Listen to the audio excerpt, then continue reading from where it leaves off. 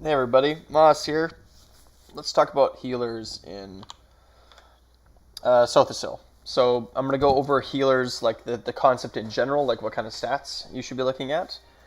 And then I'm going to look at two specific healer builds that I have. Okay, so this is with Tri-Stat food, and this is fully buffed. Let's look at our recoveries first before the potions wear off.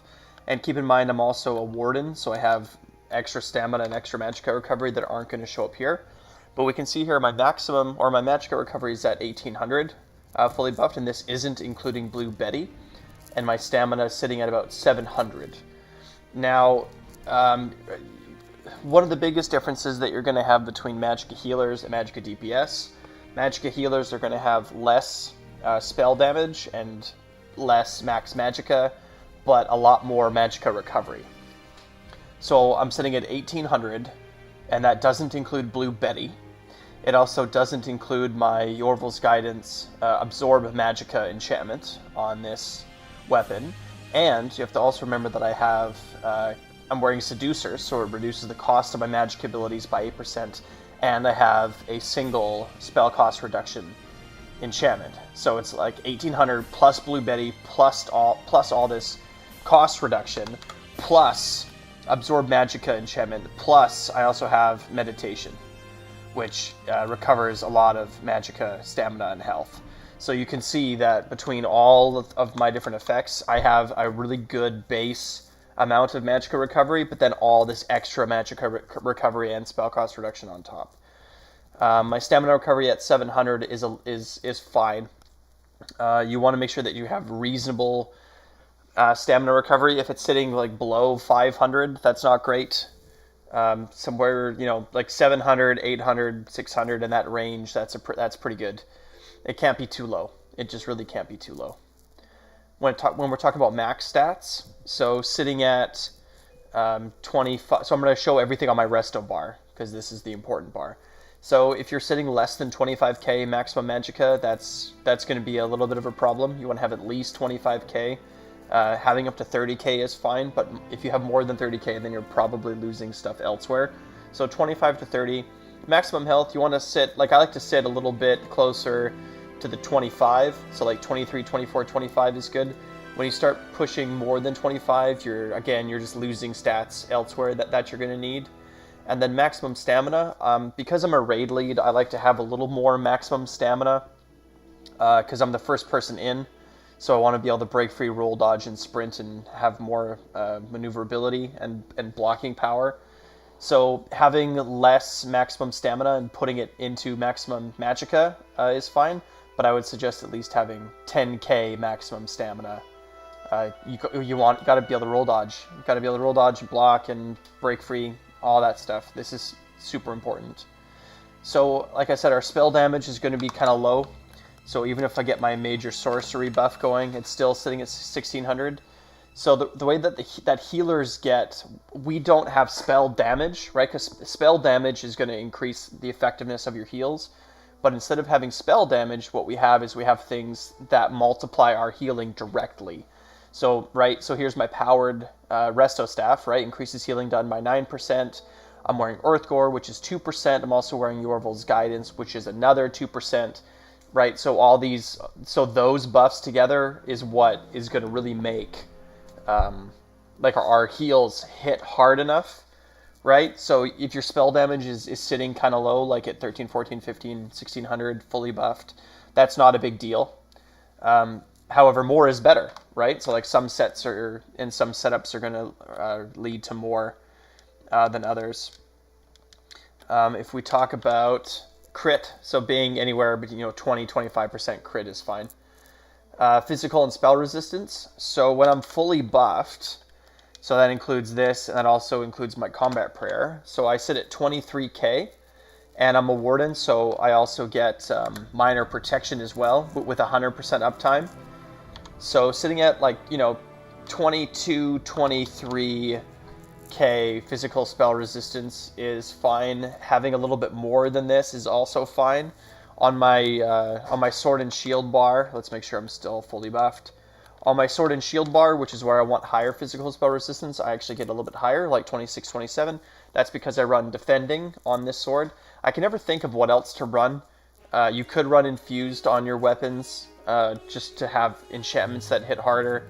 I have a hardening enchantment. I don't particularly think it's good. I was sort of trying it out because of Yorvold's guidance increases my damage shields. So I was like, hey, why not have a little bit more of a damage shield, right? If I unequip the ring, right, it's not 7 seconds, it's 5 seconds now. So I mean, yeah, this definitely worth checking out. So sitting at like 20k, 25k, that's where you want to be. If you're less than 20k fully buffed, that's a problem. You're going to be way too squishy. And then crit resistance, you want it between 750 and 1000.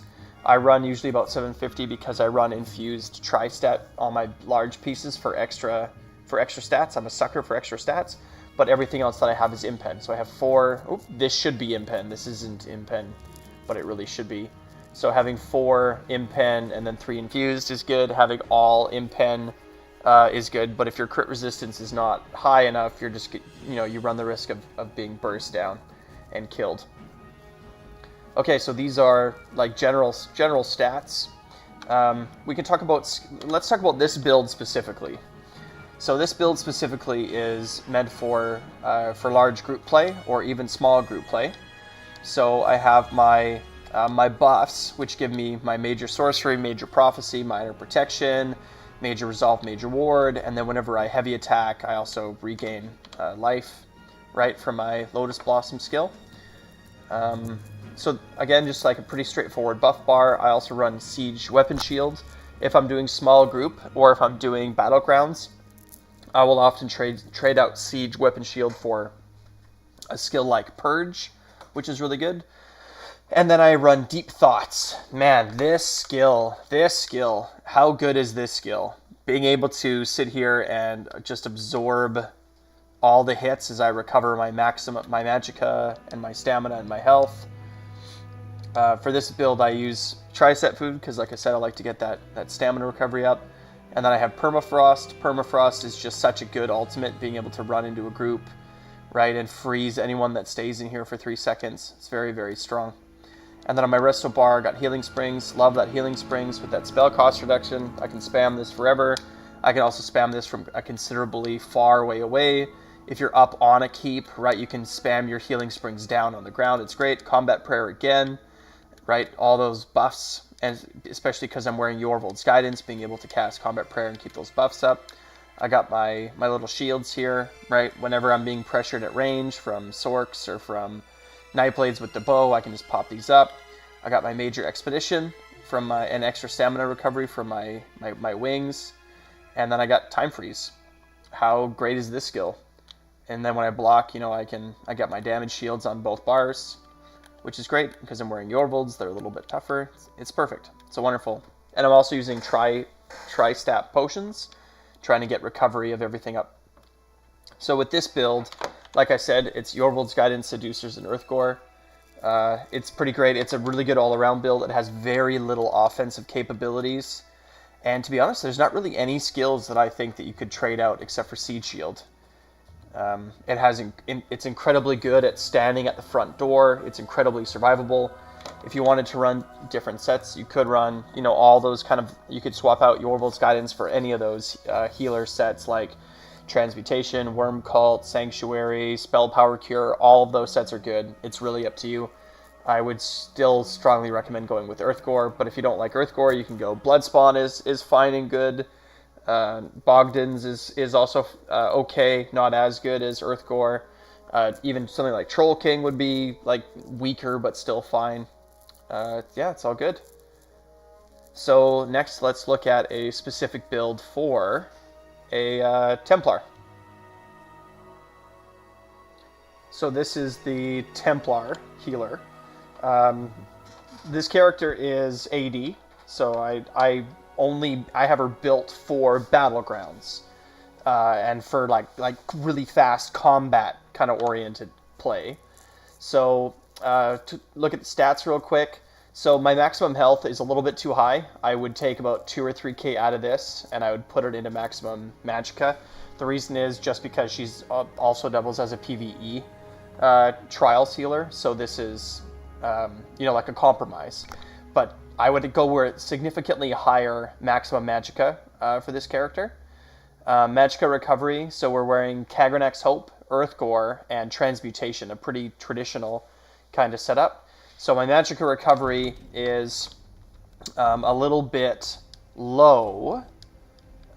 So to supplement it, I have, where is it? I actually run Essence of Spell Power for this build, because I don't get my Major Prophecy and my Major Sorcery from other places. So I get about 1800, and then I have a Master's Restoration Staff, and I don't even have an Absorb Magicka enchant.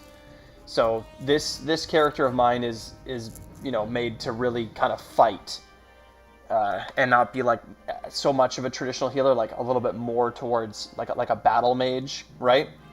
So yeah, so much higher max magicka, like 3000 or plus, and my health actually looks pretty good on this bar. 2400 is good.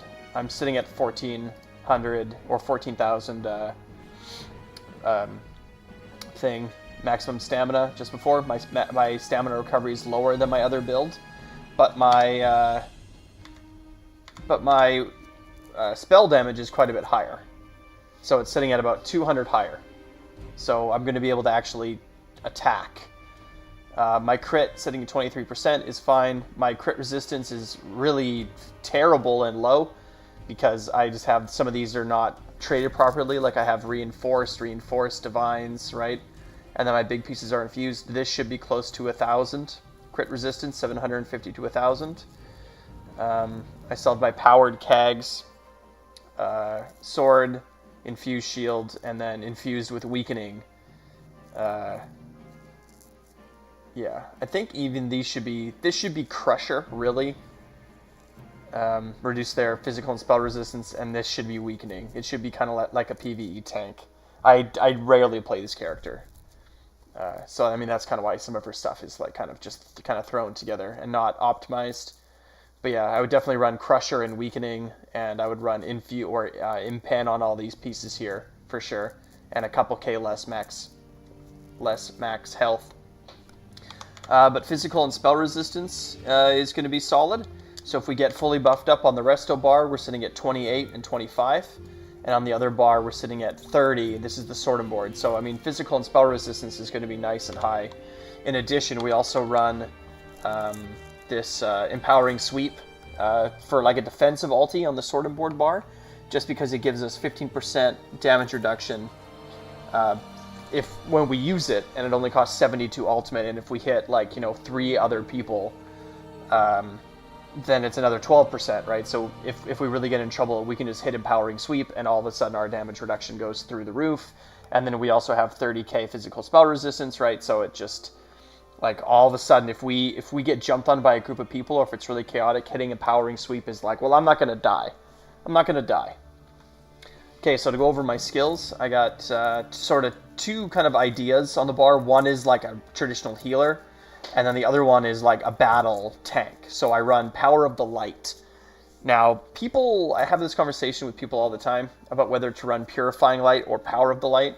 The reason that I run Power of the Light is because it gives Minor Fracture and Minor Breach. It only costs 1.5k stamina, and I'm built for stamina. I have like 1400 stamina.